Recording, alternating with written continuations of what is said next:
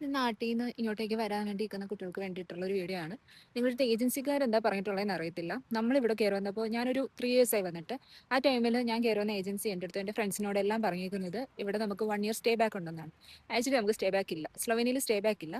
ഉള്ളത് thesis year ആണ്. നമ്മുടെ കോഴ്സ് കഴിഞ്ഞാൽ 1 ഇയർ നമുക്ക് തീസിസ് ഇയറും കൂടെ ആയിട്ട് കിട്ടും. നമുക്ക് ക്ലാസ്സസ് യൂണിവേഴ്സിറ്റീസ് ഇപ്പം മാരിബോർ ആൻഡ് ലുബ്ലിയാന യൂണിവേഴ്സിറ്റീസ് ഒക്കെ ആണെങ്കിൽ ഓഫ്ലൈൻ ക്ലാസ്സസ് ആണ് വരുന്നത്.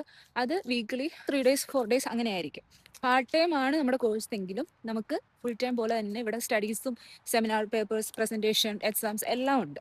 സോ ഏജൻസിക്കാർ പറയുന്ന പോലെ നിങ്ങളെ കൊണ്ട് അത്ര കണ്ട് സ്റ്റഡീസും പാർട്ട് ടൈമും കൂടെ ഒരുമിച്ച് കൊണ്ടുപോകാൻ പറ്റുമോ എന്ന് ചോദിച്ചാൽ ഈ പറയുന്ന പോലെ ഓഫ്ലൈൻ കോഴ്സാണ് എടുത്ത് വരുന്നതെങ്കിൽ അത്രത്തോളം സാധിക്കണമെന്നില്ല. അതുകൊണ്ട് തന്നെ ഇവിടെ വരുന്ന മിക്ക കുട്ടികളും പാർട്ട് ടൈം ജോബ് എടുത്ത് അതിൽ കോൺസെൻട്രേറ്റ് ചെയ്ത് ഇതേപോലെ റിപ്പീറ്റ് ഇയർ ആയിട്ടും റീ എൻറോൾമെൻറ്റ് ഇയർ ആയിട്ടും ക്ലാസ്സിന് പോകാതെ റിപ്പീറ്റ് ഇയർ ആയിട്ട് ഇങ്ങനെ എടുക്കുകയാണ് ചെയ്യുന്നത്. പിന്നെ കുറേ പേര് എന്താ പറയുക, ഇപ്പം പാർട്ട് ടൈം ജോബിന് പോയിട്ട് അവിടെ തന്നെ വർക്ക് വിസ എഴുതി അങ്ങനെ പോകുന്നവരുണ്ട്. ഒട്ടുമിക്ക ആൾക്കാരും ഇവിടെ കോഴ്സ് കംപ്ലീറ്റ് ചെയ്യാറില്ല.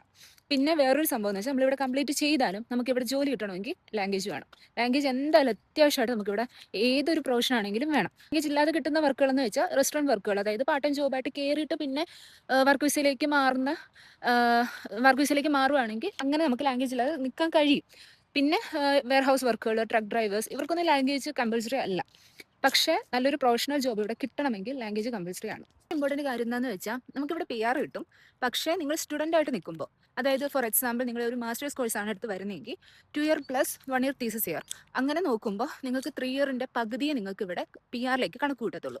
ഈ സെയിം നിങ്ങൾ വർക്ക് വിസയിലാണെങ്കിൽ 1 ഇയർ നിൽക്കുമ്പോൾ 1 ഇയർ ആയിട്ട് തന്നെയാണ് കണക്ക് കൂട്ടുന്നത്. ഏജൻസിക്കാർ മാത്രം പറയുന്നത് ഫുള്ളായിട്ട് വിശ്വസിച്ച് വരണ്ട. ഇവിടെ വരുമ്പോൾ തൻ്റെതായ ബുദ്ധിമുട്ടുകൾ എല്ലായിടത്തും ഉള്ള പോലെ തന്നെ ഇവിടെ ഉണ്ട്.